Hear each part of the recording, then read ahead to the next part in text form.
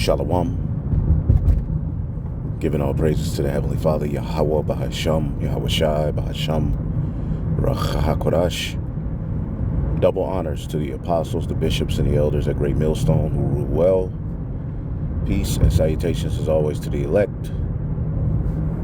Rolling in the spirit real quick, as you can read on the screen. All right, Hebrews the 3rd chapter. Harden not your hearts as in a day of provocation, in a day of temptation in the wilderness. And, you know, we're likening to a wilderness scenario here where, you know, Yahweh sent the angel to deliver the Israelites, showed them, you know, various marvelous things, you know, by the hand of his angel, and plagues on Egypt and all of these various different things to free them from the captivity of the Egyptians, right? And we know that we are in a spiritual Egypt, all right? And after that, he had them in the wilderness, you know, for a period of 40 years where he tempted them, all right? And the purpose of it, when you look at it in the spirit of that wilderness scenario, was for Israel, all right, to separate themselves from Egypt, you know, get the hope of Egypt off of them, get the vibration of Egypt off of them, and hope for their own sovereign, you know, kingdom where they would ultimately be given laws on how to govern themselves, the first covenant, the priesthood, and all of these various different things. And when you look at Israel's response, you know, for 40 years, there was a generation that the Lord was grieved with. You know, they gave Moses, you know, Aaron pure hell. You know, the leadership was given pure hell. And, you know, the overall mindset that really, you know, jacked Israel up and got them judged by the Lord and made them, you know, as you could see here, the Lord was not pleased with that generation. All right, they were, it says, and when your fathers tempted me and proved me and saw my works for 40 years, they saw the miracles. All right, wherefore I was grieved with that generation and said that they do always err in heart, and they have not known my ways. So I was angry with them, and I said, their hearts always turn away from me. They refuse to do what I tell them. So in mine anger, I took an oath that they shall not enter into my rest. They shall never enter into the rest. And ultimately, there was a whole generation that had to die off. And then ultimately, there was a new generation brought in, the book of Deuteronomy, where the covenant was reintroduced to that generation, with even stricter penalties, you know, the curses. And, you know, we eventually end up going off again. But, you know, what we could take from that, you know, wilderness scenario, if you read the book of Numbers, you know, you can get that understanding. You can read Exodus, Numbers. You know, our people didn't want to embrace the will of Yahweh Bashim Shai. You know, the things that they had to leave behind in Egypt. Okay. In spirit, they weren't ready to leave it behind. In spirit, they wanted to look back. You know, even after the Lord judged and plagued the place and showed them his power, they you know, they hardened their hearts. And, you know, there's a lot of believers who are, you know, getting demons plaguing them, which we all have to battle. We all have to fight. This is a fight. You know, the scriptures say hope deferred maketh the heart sick. So we're hoping for something. All right. But while we're hoping, you know, we're looking at nothing but failure. We're catching hell. We're going through ailments in our body. You know, we want our will to be done, and we're battling with, you know, what we want, you know, instead of embracing what we need. The Lord's given us what we need, you know, outside of what we want. You know, we have all of these temptations that are, you know, plaguing our spirits, man, plaguing our minds. You know, this is the concept of the flesh versus the spirit, you know, being dead to the world because we were once dead bodies, all right, erring in spirit, you know, and then once we become alive, we become dead to this world, but alive in YAHAWASHI. Okay, and that process can get bitter. You know, it can get very, very bitter. All right. And one thing we don't want to do is start to downplay what Yahawah Shai has done and what is doing. All right. Because, you know, we want the kingdom. We want sovereignty. We want a place where righteousness doth abide. All right. But we have to understand that the remnant were born into the earth to see, all right, the Lord's miracles. Okay. We're witnessing miracles as we see these prophecies coming to pass. Literally, we're witnessing things that were foretold, you know, thousands of years ago, happen in our day. And that has to be, you know, the coping mechanism. That has to be the hope, you know, that drives your belief. As the scriptures say, you know, stay, you know, abounding, you know, be rooted, unmovable, abounding, you know, in Yahawah Shai. All right.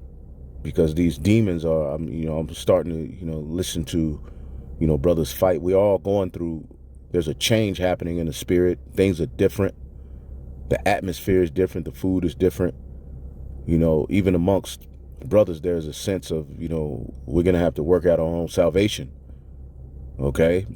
And of course, it was always like that. But as we get closer and closer into, you know, the day of, what is it called? The hour of temptation.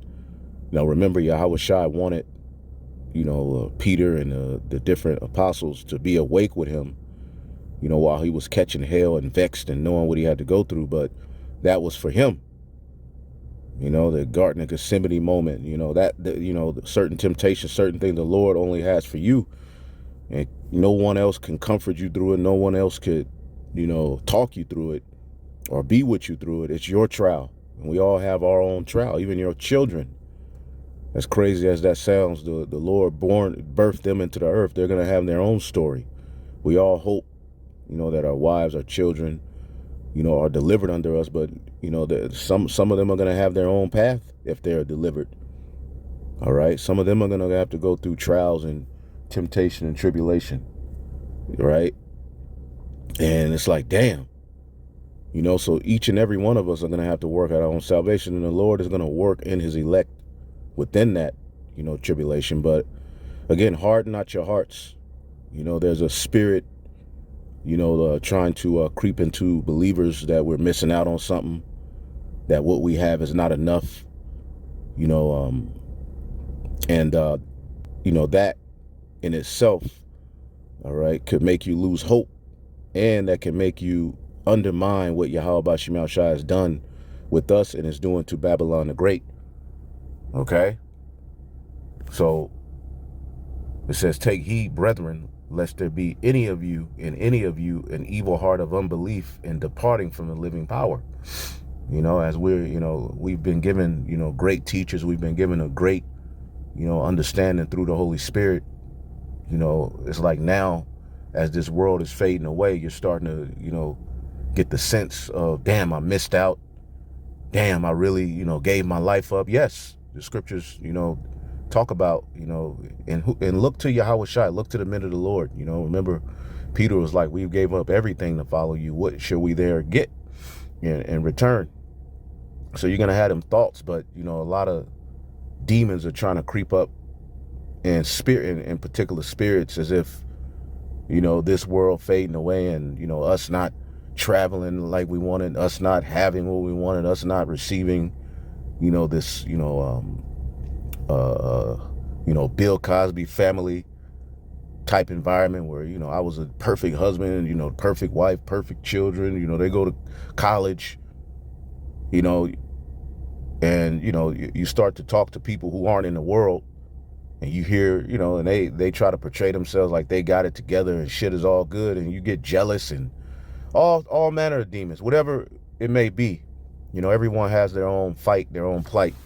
All right, whatever it may be, take heed that there be not in any of you an evil heart of unbelief and departing from the living power, man. Giving up hope and shitting on everything that we've received so far, because more is coming.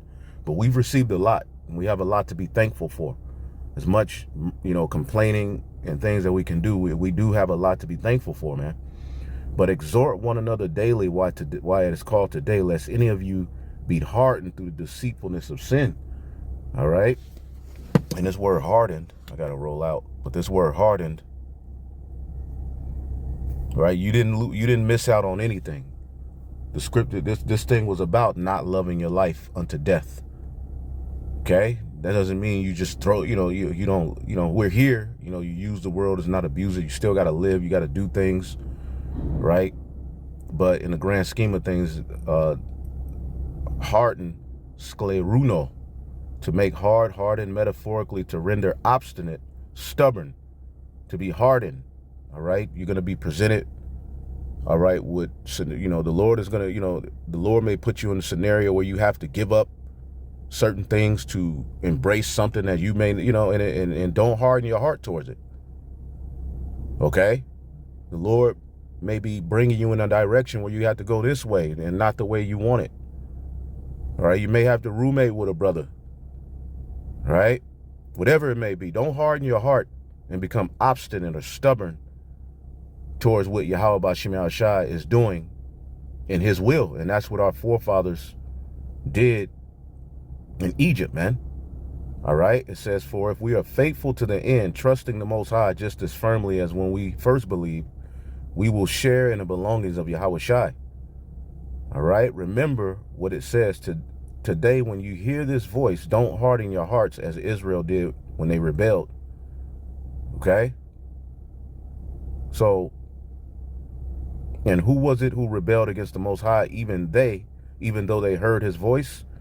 Was it the people Moses led out of Egypt? And who made the Most High angry 40 years? Wasn't it the people who sinned, whose corpse lie dead in the wilderness? Okay? And to whom was God speaking when he took an oath that they should not enter into his rest? Wasn't it the people who disobeyed him? So we see that because of their unbelief, they were not able to enter into his rest. All right? So, hey, be mindful to fear YAHAWASHI. Be mindful to always, overcome those negative thoughts with positives and hope, because, man, this is bitter, and the bitterness is getting worse. The bitterness is getting, it's getting more trying. As we get closer and closer to the end, you can feel it. The bitterness is thick, man. So I just wanted to bring that out. Lord willing, I'll edify. We'll be back. Shalom.